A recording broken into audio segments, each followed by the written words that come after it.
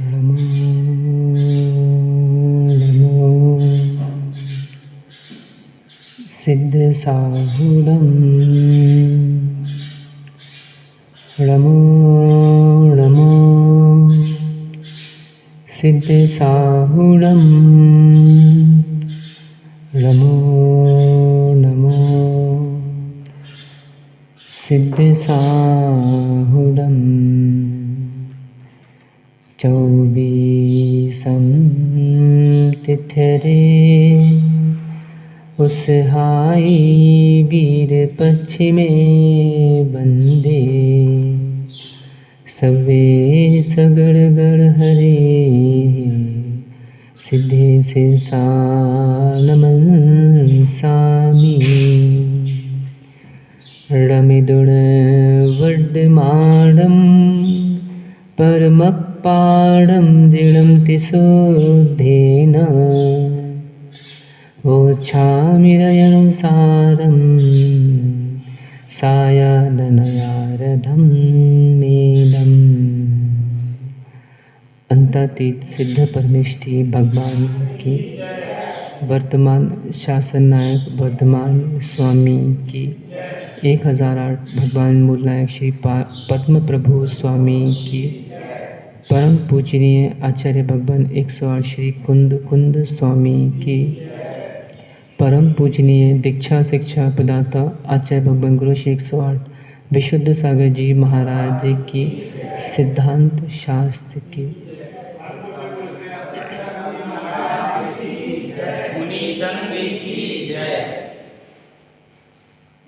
बंधुओं, हम सभी श्री पद्म प्रभु स्वामी के श्री चरणों में शिव श्री की प्राप्ति के लिए श्री जिन देशना का श्रवण कर रहे हैं। जीवन का कोई सार है तो वह रैन सार है। इसकी प्राप्ति जिसने की है, निर्वाण की प्राप्ति उसने की है। इस धरा पर अनेकानेक जीव हुए जिन्होंने प्रबल पुरुषार्थ करके अपने आप को संभाला। एक संसारी प्राणी वो कहलाता है जो मन को राजा बना के जीवन जीता है, और एक संसारी प्राणी वो होता है जो मन का राजा बन के जीवन जीता है। जिस व्यक्ति ने मन को राजा बनाया वो हारेगा। मन कहेगा सुबह एक काम करो, सो लो, अभी पूजा अभिषेक करने मत जाओ, हार गया। मन कहेगा चलो अच्छा अभक्ष्य सेवन कर लो, हार गया। मन कहेगा चलो दूसरों से झगड़ा करो, मायाचारी करो, क्रोध करो, उसके दोष निकालो, उसको देखो, हार गया। और जिस व्यक्ति ने मनोजयी, इसलिए क्या बनना है? मनोजयी बनो। कहते ना, मन के हारे हार है, मन के जीते जीत। यदि मन अच्छे काम करने से रोके, करो। यदि मन गलत काम करने से रोके, मत करो। मन की चंचलता बड़ी विचित्र है। आज देखो ना, दिगंबर मुनिराज, मैंने एक दिन और कहा था, अभी कुछ दिन पहले भी कहा था, मेरा मन कर रहा है मैं जलेबी खा लूं, तो क्या खा लूं? विचार तो करो। उस समय क्या करना होगा? मन के राजा बनना होगा कि नहीं खिलाएंगे, नहीं खाने देंगे। तो प्रबल पुरुषार्थ होगा तो यह जीव अवश्य ही अपना कल्याण कर सकता है। और जो मन बली नहीं है, उसके मन में आत्महत्या करने का भाव आता है। मन बली बनो, वचन बली बनो, काय बली बनो। पुरुषार्थ और भाग्य पर जिनको विश्वास नहीं होता, उनके परिणाम मिथ्यात्व के परिणाम आचार्य महाराज यहाँ कह रहे हैं। गाथा नंबर 41 में जैसे अपने बीते दिनों से देख रहे हैं, क्षुद्र परिणाम, रुद्र परिणाम, रुष्ट परिणाम, अनिष्ट परिणाम, पिसुणों अर्थात चुगली करने के परिणाम, सगब्बी घमंड के परिणाम, असूया ईर्ष्या के परिणाम। अभी आगे आचार्य महाराज कह रहे हैं यहाँ पे गायन को मिथ्या दृष्टि के परिणाम कह दिया। तब तो फिर एक श्रावक भगवान की स्तुति भी करता है, गाता बजाता है, रात को बैयाबत्ती भी होती है तो यहाँ सब मेहवा की युवा पीढ़ी मंत्रों का उच्चारण करके गाना बजाना भी करते हैं। तो क्या मिथ्यात्व के परिणाम हो गए क्या? तो नहीं, आचार्य महाराज का अभिप्राय हमको यहाँ पे ग्रहण करना होगा। आचार्य महाराज यहाँ पे क्या समझाना चाह रहे हैं कि जो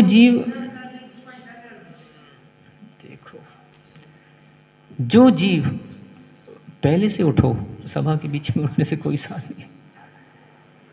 यहाँ पे आचार्य महाराज अभिप्राय समझा रहे हैं कि जो जीव भाग्य पुरुषार्थ पर विश्वास ना करते हुए गाना बजाना करते हुए पैसा कमाता है, उसको मिथ्यात्व के परिणाम कहें। पहले प्राचीन समय में गाना बजाने वाले, चक्की चलाने वाले, दवाई की दुकान खोलने वाले, इन सब क्या साधु आहार नहीं लेते थे। आज भी बहुत से साधु हैं ऐसे स्थानों में आहार नहीं लेते, पर क्या करें, आज के परिप्रेक्ष्य में जूते चप्पल की दुकान खोलने वाले, पर आज के परिप्रेक्ष्य में क्या करें, आज के परिप्रेक्ष्य तो ऐसा हो गया कि यदि साधु थोड़ी बहुत भी अच्छाई की बात करें तो श्रावक साधु को छोड़ने को तैयार है। यदि मैं आज आहार में नियम दिलाता हूँ, मान लो आलू त्याग करना है या फिर ये करना है, तो श्रावक को आलू ज़्यादा प्रिय है, महाराज प्रिय नहीं है। ये स्थिति आज के समय में, मतलब इसको कहते हैं कि जो बिन पेंदी के लोटे जो बन रहे हैं, ये श्रावक का हानि हो रहा है। आज के समय जैन समाज में 100 में से 99 बिन पेंदी के लोटे हैं। बुरा मत मानना, अब बुरा मानोगे तो कल्याण होगा, बुरा मानना। एक छोटा दृष्टांत दे देता। एक सेठ जी थे, बड़े ध्यान से सुनना, अपना अपना छानो। एक सेठ जी थे, वो महाराज के पास पहुँचे और महाराज, जीवन में मेरे बहुत दुख है, मैं क्या करूं? सब कुछ है मेरे पास, पुत्र है, स्त्री है, धन है, मेरी खुद की हवेली है, मेरी स्वयं की गाड़ियां हैं, और पता नहीं महाराज मेरे पास क्या क्या संपत्ति है, फिर भी मैं दुखी रहता हूं, क्या करूं? जैसे हमारे पवन माट साहब, कुछ भी कमी नहीं है, आनंद ही आनंद है। मतलब इतने अच्छा जैन समाज में बेटों की शादियां हो गई, मैं तो बोलता बहुत बड़ी उपलब्धि है आज के समय में। अच्छे नाती पोते हो गए, अच्छे लाखों हजारों रुपए मिल रहे हैं, 1 रुपए की चिंता नहीं है, पर फिर भी सेठ जी दुखी हैं। तो महाराज ने बोला तुम एक काम करो, तुम धर्म का सहारा लो, धर्म करो। तो वो सेठ जी बोले महाराज जी धर्म तो मैं कब से करता आ रहा हूँ, 20 साल से अभिषेक करता हूँ, पूजा करता हूँ, बहुत बड़ा, मुझसे बड़ा धर्मात्मा इस नगर में कोई नहीं होगा। तो सेठ जी बोले फिर तुम धर्म करते हो, पर तुम्हारे अंदर फिर कोई कांटा चुभा है, तुम्हें शंका है लगता है मुझे धर्म के प्रति। बोले हाँ महाराज, बस ये थोड़ी सी मेरे अंदर कमी है, मेरे अंदर शंका है। बोले ये दूर कैसे होगी, कैसे करूं मैं, क्या करूं? महाराज ने कहा देखो तुम एक काम करो, अच्छा मेरे साथ चलो, मैं तुम्हें बताता हूं। तो वो थोड़ा आगे गए, तो एक श्रावक का एक दृश्य महाराज ने उसको दिखाया। वो श्रावक क्या कर रहा था, और बोले तुम्हें कुछ बोलना नहीं है, मात्र इसकी क्रिया भर देखना है, कुछ बोलोगे नहीं, तुम्हें कितने ज्ञान है, कुछ बोलना मत। वो श्रावक बाल्टी कुएं में डालता और बाहर मटका रखा हुआ था, उसको पानी से उसको भरना था। अब वो पानी निकाले, 1 बार मटका नहीं भर रहा, 2 बार 3 बार। अब सेठ जी के मन में बार बार आ रहा है मैं कुछ कहूँ कहूँ कहूँ। महाराज बोले चुप, देखते जाओ बस। जब सेठ जी से मन नहीं माना तो उनके मुंह से निकल गया महाराज ये मटका भरेगा कब? तो महाराज ने कहा क्यों, कुएं में पानी नहीं है क्या? बोले है। बाल्टी में रस्सी नहीं है क्या? बोले है। मटका फूटा है क्या? बोले नहीं। तो बोले पानी क्यों नहीं भरेगा? तो वो सेठ जी बोलते हैं महाराज ये मूर्ख को समझाओ, इसकी बाल्टी में पेंदी नहीं है तो पानी उसमें आएगा कैसे कुएं से ऊपर। तो महाराज ने उसको वही कहा, बस तेरा जीवन बिना पेंदी के बाल्टी की तरह चल रहा है। तू धर्म तो करता है, सब कुछ करता है, पर तेरे अंदर श्रद्धा की पेंदी नहीं है, इसलिए तुझे सुख का आनंद नहीं आ रहा। आज देखते हैं अपने जैन समाज में दिगंबर मुनिराज नगरों में भ्रमण करते हैं, कोई मुनिराज ने किसी युवा से बोल दिया कि ये चलो प्रतिदिन अभिषेक करने आया करो, तो पता चला महाराज के पास 7 दिन तक आए ही नहीं। आज देखते हैं आचार्यगण, जैसे भी दादा गुरु का भी आगमन हुआ था यहाँ पर महिमा में आदि आदि, तो बच्चे जैसे भी हम वहाँ भी थे, गुनौर में भी थे, वहाँ भी दादा गुरु पूरा संघ था, तो बच्चे ऐसे हो गए आज के समय में कि बस गिन लेते हैं, अच्छा ये वाले महाराज जी नियम नहीं देते, चलो इनके पास चलते हैं। आज इतने सारे मेवा में भी दादा गुरु आए थे, तो लोगों ने एक साल के लिए, किसी ने आचार्य विद्यासागर महाराज के शिष्य भी आए थे जो भी देवेंद्र चातुर्मास कर रहे हैं, उन्होंने भी फास्ट फूड वगैरह छुड़वाए, सब कुछ करवाए। तो प्रसन्न होना चाहिए, त्याग करने के बाद प्रसन्नता चेहरे पे आना चाहिए। दुख हो जाता है आदमी को, दुखी हो जाता है वो कि अरे महाराज, वो महाराज जी आए थे 1 महीने के लिए आलू छोड़ा गए, अब तो हमारी उल्टी गिनती गिन रहा है कब भगवान पूरे हो जाए, मगर तुझे पाप करने के लिए उल्टी गिनती गिनना पड़ रही है। सोचो आज महाराज किसी से कहें कि भैया कब आते, भैयावती करने नहीं आते, अपने कर्तव्यों का पालन नहीं करते, जैन हो क्या कि कहीं ये बकरी बैल घुमाने वाले, रास्ते पे चलने वाले श्रावक हो। तो बस महाराज ने कहा एक दिन पूछ लिया तो पता चला 6 दिन गायब, आ ही नहीं।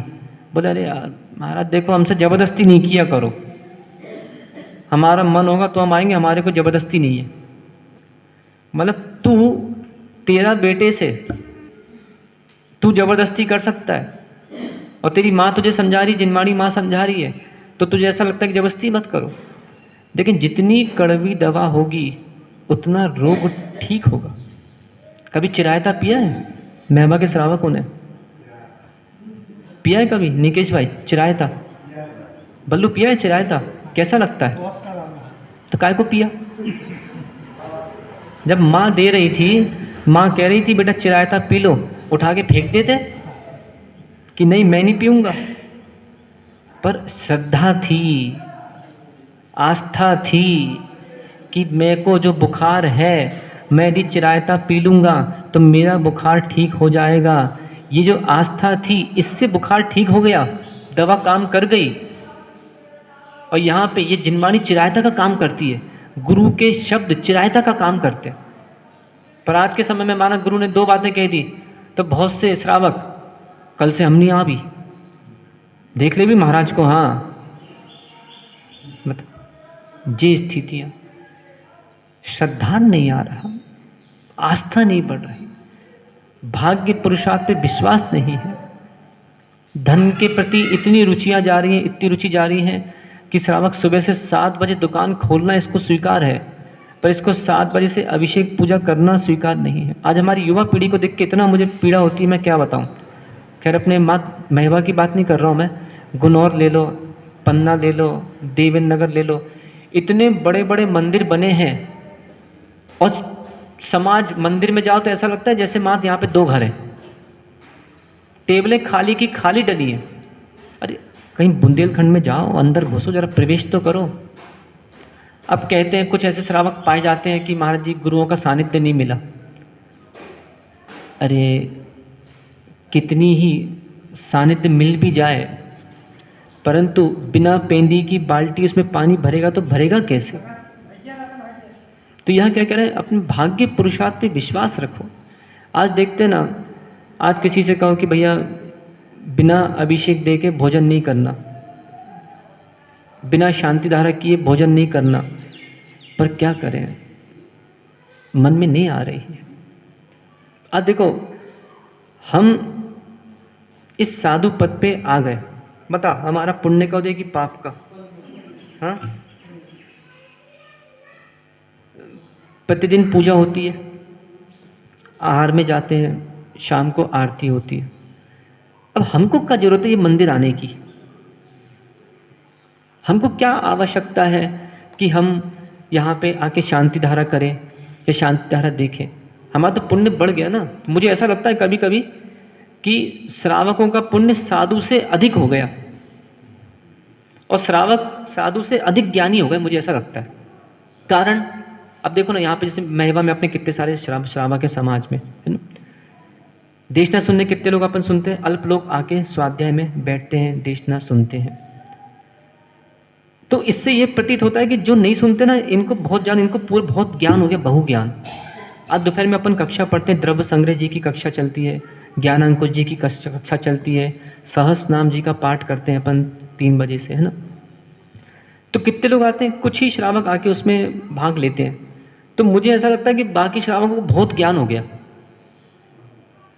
कि इनको आवश्यकता नहीं है ज्ञान लेने की। अच्छा, घर में कमर तोड़ेगा ये, या तो कुर्सी पे बैठ के मोबाइल चलाता रहेगा, या बिस्तर पर लेट के चना मुर्रा खाता रहेगा, या कुछ भी करता रहेगा। पर जब धर्म की बात आती है तो महाराज मन नहीं लगता। बस ये जो मन नहीं लग रहा, ध्यान रखना। चलो एक छोटा सूत्र याद कर लो, कर्म का घात कर, नहीं तो कर्म तेरा घात कर देगा।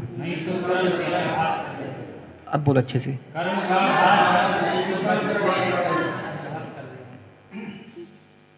कर्म का घात करो, मैं सीरियसली कह रहा हूँ, सीधा सीधा बता रहा हूँ मैं।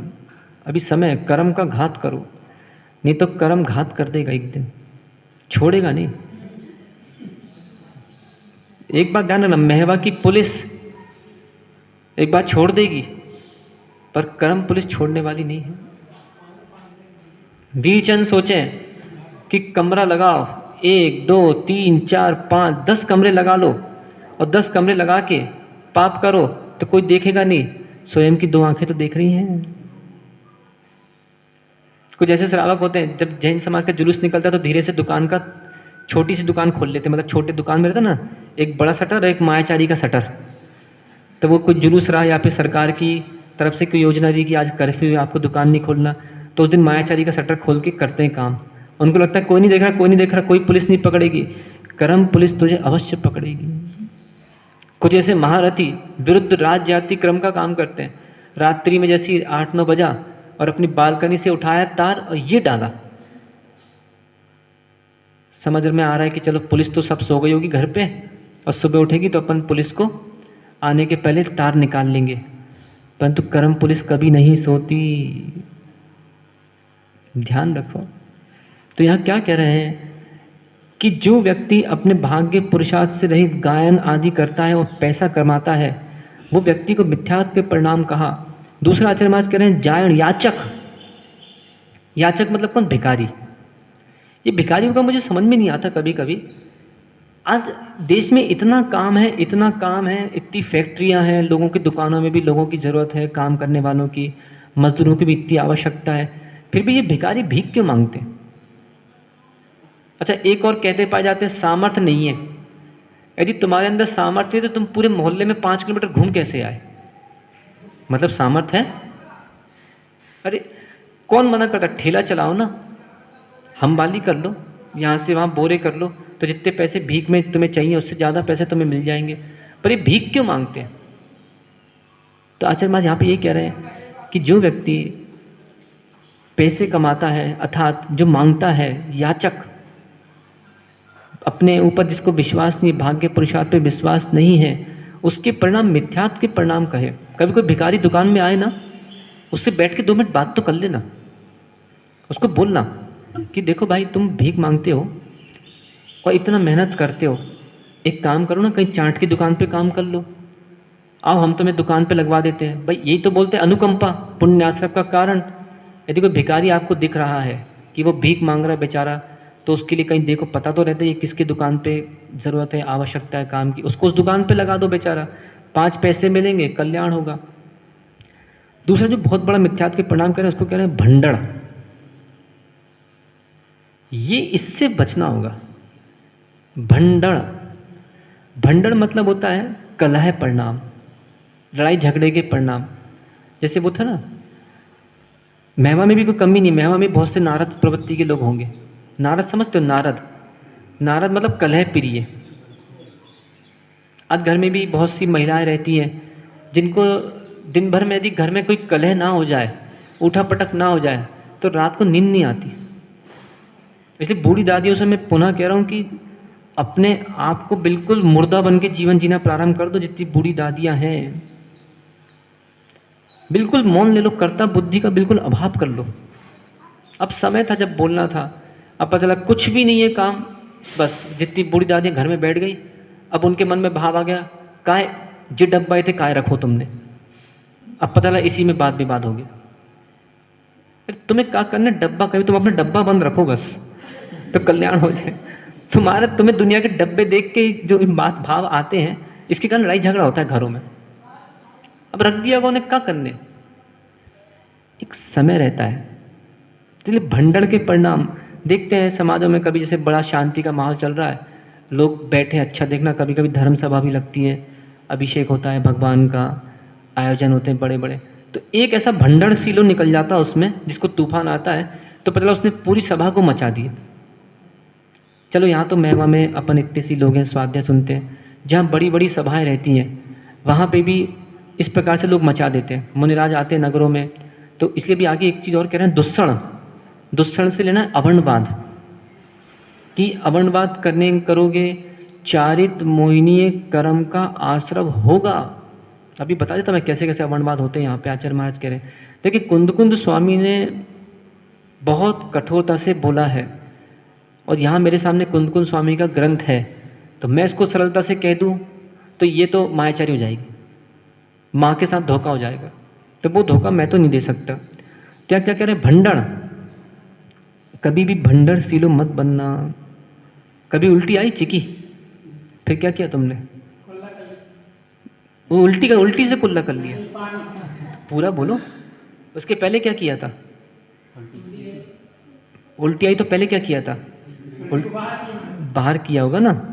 कहाँ पे, जहाँ आई थी वहीं, घर के बाहर। ये कहलाता है विवेक ज्ञान। बसों में भी उल्टी होती है तो लोग क्या करते हैं, खिड़की खोल के बाहर कर लेते हैं। पर जो एसी बस है उसमें थोड़ी सी, उसमें तो अपनी पन्नी लेके जाया करो एसी बसों में। हाँ, व्यवस्था है,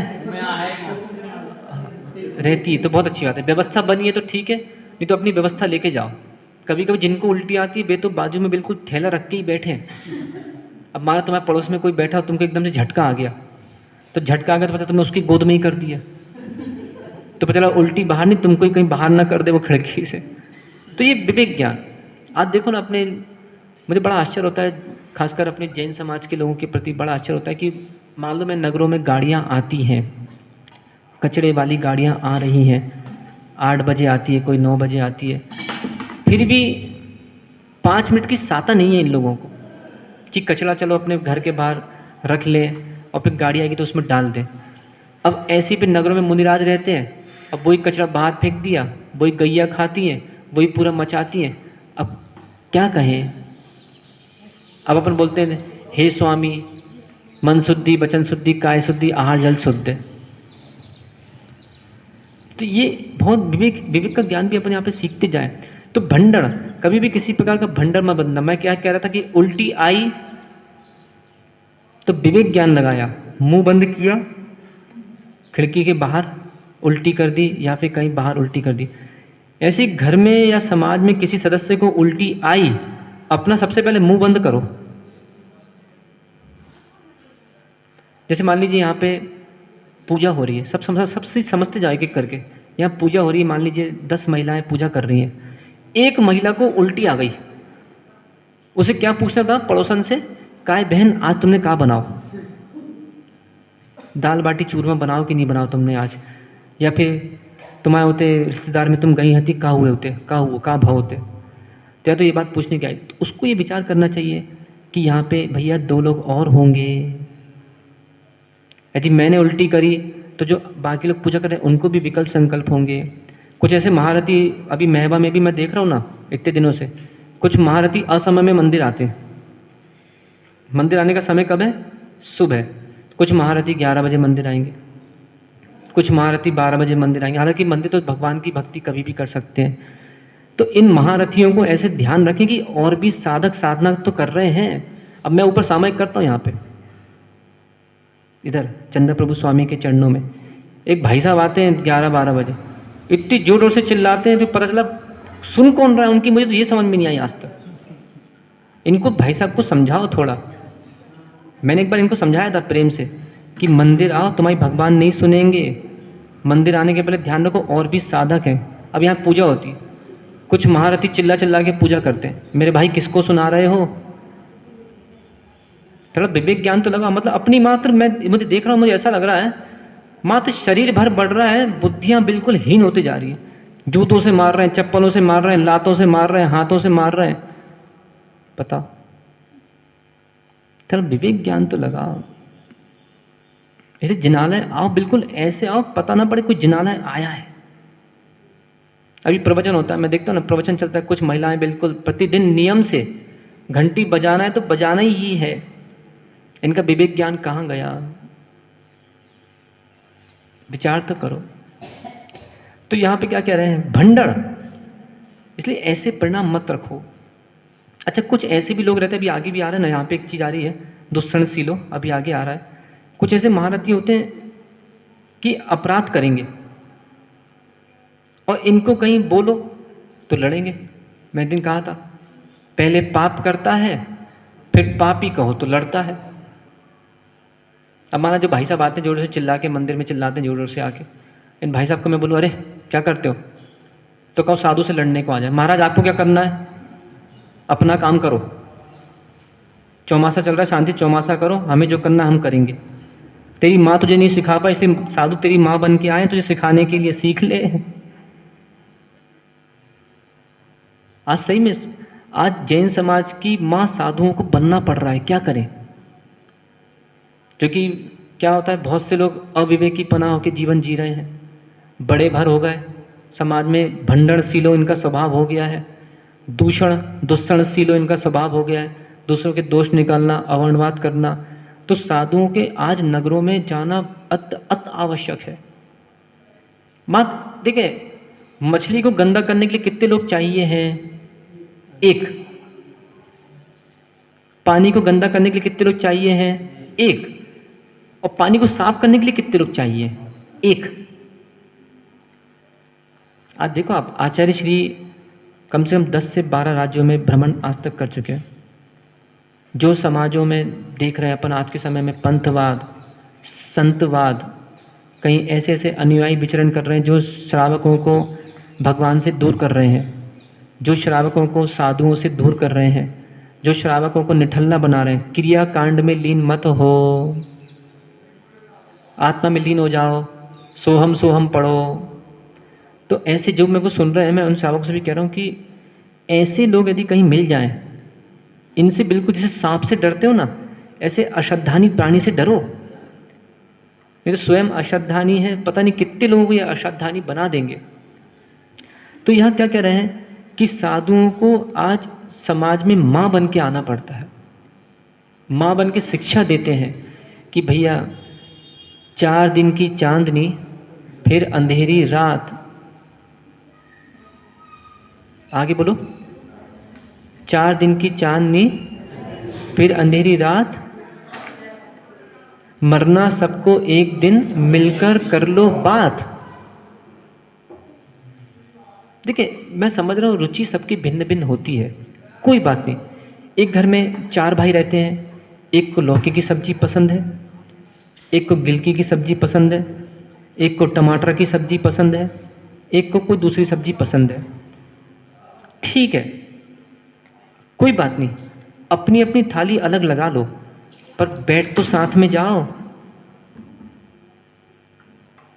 पर क्या करते हैं श्रावक आज के समय में, हम ये वाले, हम वो वाले, हम ऐसे वाले, हम वैसे वाले, ये करो वो करो। तो किसी प्रकार की वाद विवादित स्थिति नहीं आना चाहिए है। तो यहाँ पे भंडर स्वभाव इसलिए छोड़ दो। यदि किसी को ऐसा लग रहा है कि मैं भंडड़शीलो, और दूषण, दुष्सण मतलब होता है दूषक, अवर्णवाद करने वाला। पूजा में प्रतिदिन पढ़ रहे हो, क्या पढ़ते पूजा में? दोष बाधे बोलो बोलो। च मौनम दोषबादे च मौनम। क्या मात ये सब चीज़ें पढ़ने भर के लिए हैं क्या, कि कुछ क्रिया में भी आए? अब जब लिखा उसमें दोषवादे, हे भगवान, शास्त्रों का हो पठन पाठन, सुखदा लाभ संगति का, ये सब अपन जब पढ़ते हैं, बोलूं प्यारे बचन हित के, आपका रूप ध्याऊं। देखो ये बाल्टी को कल से और नीचे रख देना निकेश। क्या बाल्टी तो बोल नहीं सकती कि भैया डंका मत मारो मुझे, तुमने तो उठाया बाल्टी, डंका फट से मार दिया। इसलिए मैं बोल रहा हूँ बाल्टी को दुख मत दो, डंका थोड़ा धीरे पटको, नीचे रखो। चले आगे देखें। देखते ना कभी कभी लोग साधु के कमरे में भी आते हैं, तो साधु का कमरा अपना घर समझते हैं। जैसे घरों में नहीं होता, दरवाज़ा खोला और जिन लात मारी ये चले, ये दरवाज़ा खोला, ये हाथ से मारा गेट और ये चले। भैया साधु का कमरा है, लगाने के बाद देखो तो लगा कि नहीं लगा, थोड़ा पीछे मुड़ के भी देखना चाहिए। चलें आगे देखें। तो मैं क्या बता रहा हूँ, दुष्संशीलो अवणवाद, कभी मन में भाव आ रहे हैं अवणवाद के, दूषण निकालने के, तो अपने आप को संभालो। मात पूजा पाठ में मत रखो बस कि दोषवादे च मौनम। अब पता लगा मंदिर आया भाई साहब, अब मंदिर भाई साहब आके पूजा कर गए, दोषवादे च मौनम। अब वहाँ दुकान पे बैठकर अब क्या करें, कछुक काम नहीं है तो चलो इनकी बात करें, चलो उनकी बात करें, उनके बारे में बुरा बोले, उनके बारे में भला करें। चलो अच्छा बताओ, चातुर्मास चल रहा है, कितने ऐसे वीरचंद हैं इस मेवा में? वीरचंद समझते हो ना? वीरचंद व्यक्ति की बात नहीं कर रहा मैं, वीरचंद जिसमें वीर है, महावीर जो है, ऐसे कितने वीरचंद है मेवा में। जैसा नियम ले सकते हैं कि अगले 3 दिन हम किसी के बारे में बुराई नहीं करेंगे। बताओ कितने वीरचंद है? ले लो। हाँ, एक व्यक्ति ने हाथ उठाया अभी तक, संतोष कुमार जी। संतोष कुमार, नाम के बनो, नाम के, काम के बनो। अभी मात्र नाम का संतोष है, काम का नहीं है। काम के संतोष बनो। अभिचंद जी, मन हो रहा है लेने का? 3 दिन अपने मुख से, वर्धमान बेटा मन कर रहा है लेने का? कितना कठिन है देखो तो, मतलब आचार्य महाराज ने इसमें क्यों लिखा है, ये परिणाम कैसे कैसे हो जाते हैं, सोचो तो। माताओं का मन कर रहा है लेने का कि 3 दिन किसी की बुराई नहीं करेंगे, और कोई कहेगा भी तो उसको बोल देंगे भैया दोषवादे च मौनम, दोषवादे च मौनम, लठ मार दे कोई फिर भी। हाँ क्या बोले निकेश? डंडा मार दे कोई फिर भी चुप रहो। डंडा मार दे कोई फिर भी बुराई ना करो।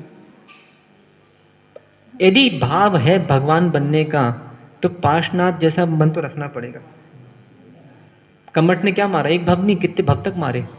फिर अब बोल दो महाराज हमारी सेनन नहीं है, बोल दो महाराज जी हमारी सेनन नहीं है, हमें तो कोई यदि एक बोले तो हम तो 4 देने को तैयार है। अभी पीछे हो रहा था ना, अभी पीछे अच्छा झगड़ा चल रहा था, अभी पीछे 2 माताएं किसी विषय को लेके अजैन समाज की लड़ रही थी, पत्थरों से मार रही थी और पता नहीं क्या क्या करती हैं, आपस में लड़ाई जब होती है तो तुम्हें क्या पता, महिलाओं की लड़ाई बहुत तेज होती है। देखें, महिलाओं की ईर्ष्या और वासना पुरुषों से तीव्र होती है। एक पुरुष वासना करेगा वो थक जाएगा, परंतु इसकी भट्टी की आग होती है। गोमट साहब जीवकांड में आया है, स्त्री की वासना भट्टी की आग के समान है, ये और तेज करती है, और इच्छा होती है।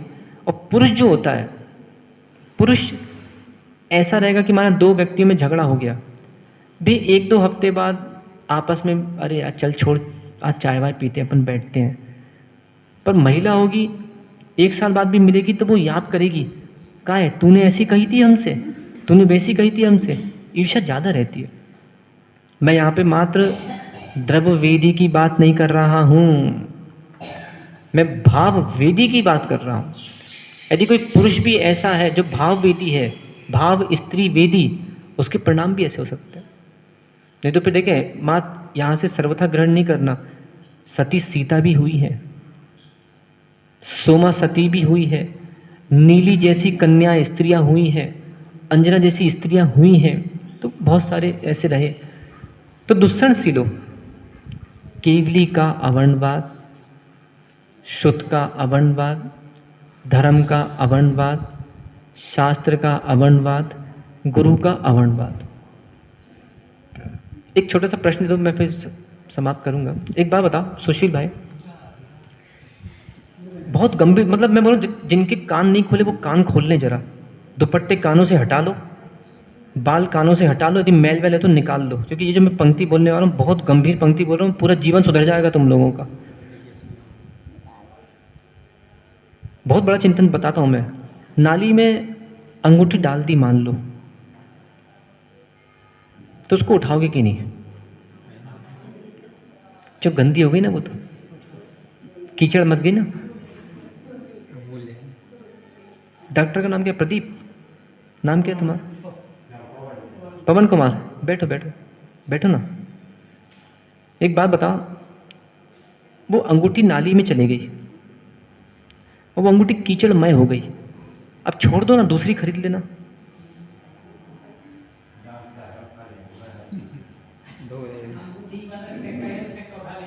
कीचड़ होने पर भी, उस अंगूठी में मल लगे होने पर भी वो अंगूठी सोने की ही है। आज मान लो कोई दिगंबर मुनि से थोड़ी बहुत भी गड़बड़ हो गई तो उसको अंगूठी के समान समझो। आज कोई श्रावक से भी गड़बड़ हो गई, उसको अंगूठी के समान समझो। ठीक है, कीचड़ लग गई, पानी लाओ, धो लो, अंगूठी वैसी की वैसी। कोई कमी आपने देखी, उसे धो लो, गुरु वैसी के वैसे।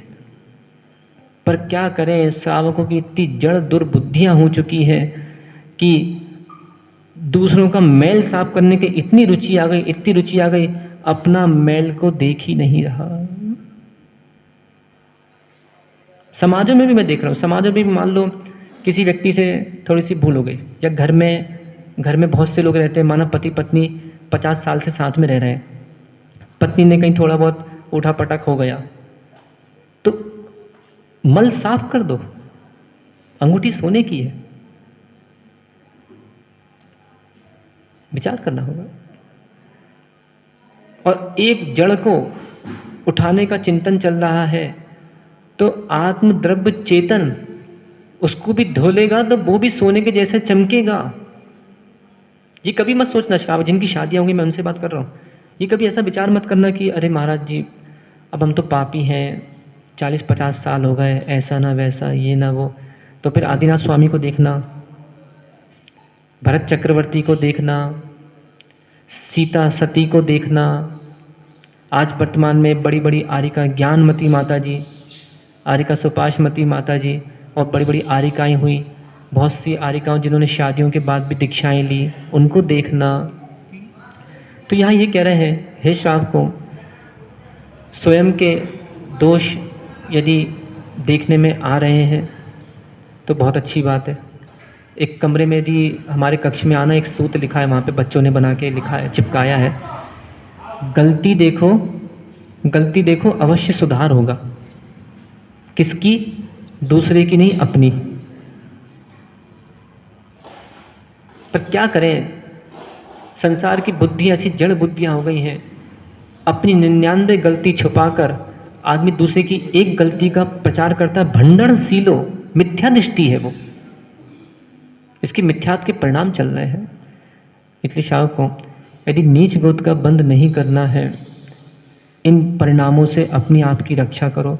यदि उल्टी आ जाए, मुंह बंद करो, मौन रहो। माना प्रबल भाई को बल्लू पसंद नहीं आया, तो प्रबल भाई का कर्तव्य है कि ठीक है, तुमको बल्लू पसंद नहीं आ रहा तो मौन रहो, क्योंकि बल्लू के और भी तो अनुयायी हैं, और भी तो परिचय वाले लोग हैं। और माना अपन ने मुंह खोल दिया तो अपन ने क्या किया, एक व्यक्ति ने उन हजारों की जो मित्रता थी बल्लू से, उनको तोड़वा दिया। इसलिए मैं बता रहा हूँ, कभी मुनिराजों के लिए भी यदि मन में कोई बात आ रही है तो अपने आप में पहले तो निंदा करना अपनी, मैं कितना पापी हूँ कि मेरे अंतर में ऐसे परिणाम। तो उस समय क्या करना, अपने आप की निंदा करो, आचार्य परमेष्ठी से प्रायश्चित लो कि मेरे मन में गुरु के प्रति भाव अशुभ आए थे, और फिर इसके बाद मौन रहो, समय दो, श्रद्धा बढ़ेगी। निमित्त खड़े करो, वीतरागी देव के गुरु के दर्शन करो, मुनिराजों से मिलो, शास्त्र का वाचन सुनो। इसलिए श्रावकों, समय बहुत अल्प है और हम कोई स्वयं अपने आप में विचारो कोई दूध के धुले नहीं है।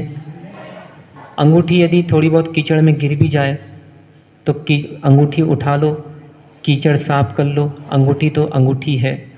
मान लो जैसे आज भी जैसे सुकुल सागर महाराज है, इन्होंने दीक्षा ली।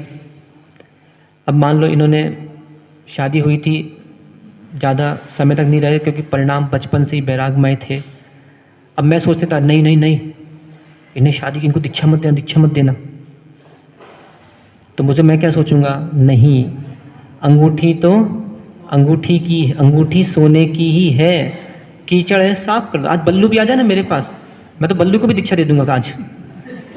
हाँ, मैं ये नहीं सोचूंगा कि अरे बल्लू कितना पापी है, अंश को पैदा कर दिया, अंशी को पैदा कर दिया, बाप रे कितना पापी व्यक्ति है, अरे चल हट, ऐसे पापियों को मैं दीक्षा नहीं देता। नहीं, व्यक्ति का परिणाम देखा जाता है। इसलिए मैं बोल रहा हूं, अपनी अपनी विस्मरण शक्ति बढ़ाओ। कौन सी शक्ति बढ़ाना है? विस्मरण शक्ति। विस्मरण शक्ति, भूलने की शक्ति बढ़ाओ। जिसको जितना याद रहेगा वो उतना दुखी रहेगा, ध्यान रखना। एक अपेक्षा पूर्व का, अरे हमने 20 साल पहले ऐसा हमसे कहा था, भूलो। आज चलो, आज इतना जरूर करके जाना यहाँ से, मैं ज़्यादा नहीं बोलता, बस समाप्त कर रहा हूँ। यदि किसी का बुरा किया हो जीवन में, आज उसको फ़ोन कर देना कि भैया मैंने आपका 5 साल पहले, 4 साल पहले बुरा किया था, मुझे क्षमा कर देना। पता संतोष कुमार आ रहा है मन में भाव, मानी व्यक्ति के मन में भाव नहीं आएगा। मानी तो कमठ है, कमठ। मानी कौन है? कमठ है, कमठ। कि बेचारे पार्श्वनाथ कुछ नहीं बोल रहे, फिर भी 10 भव तक तुझे चैन नहीं पड़ी। इसे शाह को बनना हो तो पार्श्वनाथ बनना, क्षमाशील बनना। कमठ बन के रहोगे तो पार्श्वनाथ के चरणों में एन किन प्रकार ना कभी कभी तो झुकाव रखना ही पड़ेगा। तो यहाँ पे आचार्य महाराज कह रहे हैं, बस गाथा समाप्त कर लें। गायण जायण भंडण दुस्सण। पुनः देखें मिथ्या दृष्टि के परिणामों को क्या कहा आचार्य महाराज ने। क्षुद्र, रुष्ट, रुद्धो, रौद्र परिणाम, अनिष्ट परिणाम, पिशून परिणाम, चुगली के परिणाम, गब्बी, सगब्बी, घमंड के परिणाम, ईर्ष्या के परिणाम, गाना बजाना वाला जो भाग्य पुरुषा पे विश्वास नहीं करते ऐसे लोग, भिखारी, याचक, भंडण जो कि कलह प्रिय होते हैं, दुस्सण दूसरों के दोषों को जिनका निकाल स्वभाव होता है, ऐसे जीव सम्म उन्मुख को ये सम्यक से उन्मुक्त है। यदि ऐसे कभी परिणाम हो गए हों तो श्रावकों अपनी निंदा करो, गुरु के चरणों में गरहा करो, प्रायश्चित करो और पुनः स्थित हो और पुनः अपना मोक्ष मार्ग पर चलते चलो, जिससे जीव रक्षा होगी और निर्वाण की प्राप्ति अवश्य हो जाएगी। रक्षा करो जीव की रक्षा करो, रक्षा करो